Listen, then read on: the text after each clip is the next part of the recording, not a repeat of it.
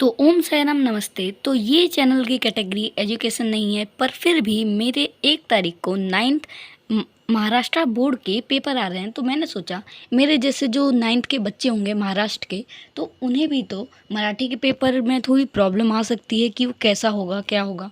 तो आज मैं आप लोगों को इतने अच्छे से मराठी का सिलेबस समझाने वाला हूँ, क्या क्या पेपर में आएगा, आपको कैसे लिखना है, उसकी कुछ 2-4 टिप, और चौथी और पाँचवीं मतलब बीच की 1-2 कहीं भी डाल दूंगा। मैं चौथी पाँचवीं अब नहीं डालूंगा, बोल दिया। तो मैं बीच में कोई सी एक बोनस टिप डाल दूंगा, जिससे आपके पेपर जो मार्क्स जाते हैं ना सही उत्तर लिखने के बाद भी, वो नहीं जाएंगे।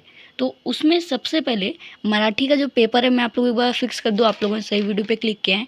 9th महाराष्ट्र बोर्ड, उसके पेपर, मैं भी खुद 9th में हूँ, मेरे भी 1 तारीख को पेपर हैं, इसलिए मैं भी सोच रहा हूँ दूसरों को रिवीजन करा दूँ।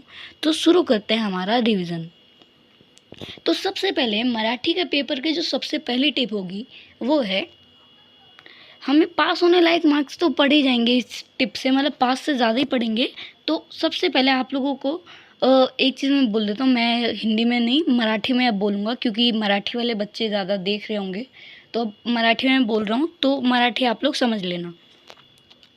तर पुस्तकामधील सगळे धडे वाचा आणि त्या वाचलेल्या पाठांच्या एक स्क्रिप्ट तुम्हाला माहीतच असेल, त्यासारख्या स्क्रिप्ट सारखं मनामध्ये तयार करा व मित्रांना सांगा. जसं मी तुम्हाला सांगतोय तसंच तुम्हाला दुसऱ्यांना सांगायचं आहे. जसं एक स्टोरी झाली स्वामी विवेकानंदांची, की ते त्यांनी पूर्ण एक ग्रंथ पाठ केला मनामध्ये आणि एक आचार्यांना जाऊन ऐकलं. उन्हें जाके बताया। मुझे थोडं मराठी के शब्द नहीं आते, तो उनमें थोडी गडबड होगी. त्यानंतर त्याने ऐकवलं, तर हे झालं खूप मोठ्यामध्ये सांगितलेलं आहे. तर आपल्याला हे खूप शॉर्ट फॉर्ममध्ये करायचं आहे, स्क्रिप्टमध्ये तयार करायचं आहे. आपला पाठ जर असेल पुस्तकामधील, ते आपल्याला शॉर्ट फॉर्ममध्ये तयार करायचं आहे. तर स्वामी विवेकानंदांनी 1000 पानामधला पुस्तक पूर्ण पाठ केला. हे झालं शॉर्ट फॉर्ममध्ये आपली पूर्ण स्टोरी. तर आपल्याला समजायला पण ते सोपं लागणार. तर हे झालं आपला पहिला टिप. तुम्हाला जितके बी धडे येणार सिलेबसमध्ये, भाग 2 आणि भाग 1, भाग 1च भाग 2च येणार. तर तुम्हाला त्याचे सगळे धडे पाठ असेल ना, त्याची स्क्रिप्ट तयार करायची, त्याला शॉर्ट फॉर्ममध्ये करायचं. सिम्पल म्हणजे नोट तयार करायचं आहे, आणि ते नोट तुम्हाला एक कागदावरती लिहायचं आहे किंवा तुम्हाला आपल्या मित्रांना सांगायचं आहे. फक्त एवढंच करायचं आहे. त्यानंतर आपली दुसरी टिप आहे, पाठाचे स्वाध्याय असतात, तुम्हाला माहीत असेल, तुम्ही स्वाध्याय लिहितात, चेक पण करता सर टीचर.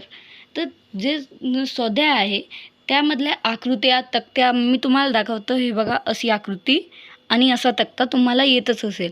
तर यामध्ये तुम्हाला असं करायचं आहे की जितके पण तुमच्या सिलेबसमध्ये भाग 2मध्ये जितके बी तक्ते आणि आकृत्या असेल, ते सगळे एक पेजमध्ये लिहून टाका, आणि ते मनाने धडे वाचल्यानंतर त्याला सॉल्व करून लिहा. नाहीतर सॉल्व करता नाही येईल तर गुगलमध्ये जा, किंवा खूप सारे यूट्यूब चॅनलमध्ये पण व्हिडिओ असेल स्वाध्यायाचे, त्यामधून बघून लिहा. आणि ते लिहिल्यानंतर तुम्हाला ते आकृत्या, तक्त्या 3-4 वेळा पाठ करायचे, म्हणजे वाचायचे. त्यानंतर तुमच्या मनामध्ये ते पाठ होणार. तर याने पुस्तक पेपरमध्ये जेव्हाही येणार, तर तुम्ही न बघता हे लिहू शकता. त्यानंतर आहे व्याकरण. व्याकरणमध्ये सगळे खूप चिंतित असतात, पण व्याकरण हे इतका पण अवघड नाही आहे, ते खूप सोपं आहे. मला पण पहिल्यांदा खूप कठीण वाटत होतं, खूप अवघड वाटत होतं, पण आता खूप सोपं झालं आहे. कारण की मी खूप यूट्यूबवरती व्हिडिओज पाहिले आणि खूप सारे चीजे बघितले, व्हिडिओ बघितले. त्यानंतर मला समजलं व्याकरण हे खूप सोपं आहे. तर यामध्ये तुम्हाला फक्त हेच करायचं आहे, जे समानार्थी, विरुद्धार्थी शब्द आहे ते तुम्हाला लिहायचे. आणि तुम्ही जेव्हा पॅराग्राफ, समर लिहितात, त्यामध्ये तुम्ही 1-2 शब्दांची मात्रा इकडे तिकडे करतात, म्हणजे मोठाही लावायचा आहे, तुम्ही छोटाही लावतात. तर हे जे तुम्ही व्याकरणमध्ये लिहितात ना, यामध्ये हे नाही झालं पाहिजे. यामध्ये हे झालं तर तुम्ही करेक्ट पण लिहिलं असेल तर तुमचे मार्क्स जाणार.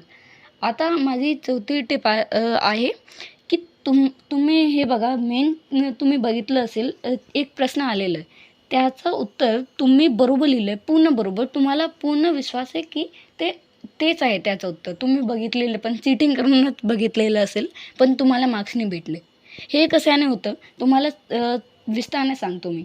बघा, तुम्ही एक पॅराग्राफ लिहिलं आहे, त्यामध्ये तुम्हाला एक चूक झाली, तुमची एक चूक झाली, तुम्ही चीटिंग नाही केली, तरी पण तुमची एक चूक झाली आणि तुम्ही त्याच्यावर पेनने किंवा पेन्सिलने मार्क केलं. याचा रॉंगचा आपण करतो ना लिहिताना, त्यासारखा आपण मार्क केलं. त्याने जे पेपर चेक करणारे आपले टीचर सर असतात, त्यांना वाटतं की याने कोणाचं बघून लिहिलं आहे, त्यामुळे त्याला हे वाटलं की हे त्याचा शब्द किंवा उत्तर गलत होतं, रॉंग होतं, चूक होतं आणि त्याने त्याचा बघून बरोबर केलं आहे. तर त्यांना वाटलं की तुम्ही चीटिंग केलेली आहे, त्यामुळे तुमचे मार्क ते कापतात. तर यामुळेच तुम्ही बरोबर आन्सर लिहिलेला पण मार्क्स जातात. हेच ऐकण्यासाठी मी तुम्हाला एवढं सांगितलं. हे सगळ्यात मेन टिप आहे. हे तुम्हाला लक्षात ठेवायचं आणि मात्रा पण लक्षात ठेवायची. त्यानंतर आपली 5वी टिप आहे आणि हे 5वी टिप मला पहिल्यांदाच टाकली होती तर चांगलं झालं असतं. कारण की हे जो 5वी टिप आहे, हे आपल्याला पेपरच्या 2-3 महिने अगदी करायची असते. म्हणजे हे असते ओरलचे मार्क्स. सर टीचर जे आपल्याला ओरलचे मार्क्स देतात, आपण कसे क्लासमध्ये वागतात हे सगळे, तर आपल्या पेपरचे 1-2 महिने अगदी कोणती पण चूक नाही करायची, ज्यामुळे सर टीचरांना आपण आपल्यावरती राग नाही. तर आपण हे सगळे चांगलेपणे केलं, सर टीचरांची प्रत्येक प्रश्नाचे उत्तर दिले, तर तुम्हाला ओरलचे 50% मार्क्स तर असेच भेटणार आणि 50% जे मार्क्स असतात विज्ञान आणि गणितचे आणि 2-3 सब्जेक्टचे, तर याचे तुम्ही स्वाध्याय असेल, गृहपाठ असेल, निबंध असेल आणि प्रयोगवही, उपक्रमवही, विज्ञानचे 2 जास्त असतात. तर हे सगळे तुम्हाला लिहून पटकन चेक करायची आहे टीचरांना किंवा सरांना. तर हे सगळं तुम्ही चांगलेपणे केलं आणि रिव्हिजन एकदा पुन्हा पुस्तकाचं सगळं केलं, तर तुम्ही पेपरमध्ये टॉप करू शकतात. पास तर सोडा. तर हे सगळं तुम्ही करा. ओम साईराम.